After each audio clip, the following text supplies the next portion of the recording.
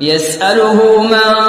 في السماوات والأرض كل يوم هو في شأن فبأي آلاء ربكما تكذبان سنفرغ لكم أيها الثقلان فبأي آلاء ربكما تكذبان يا معشر الجن والإنس إن استطعتم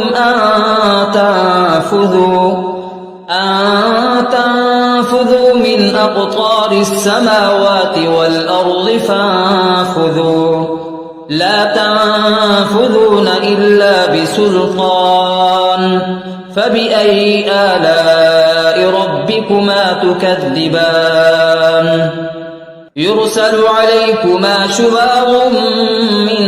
نار ونحاس فلا تنتصران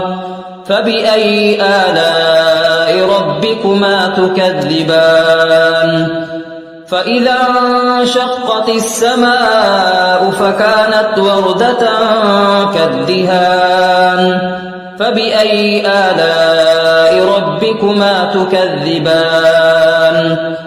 فيومئذ لا يسأل عن ذنبه إنس ولا جان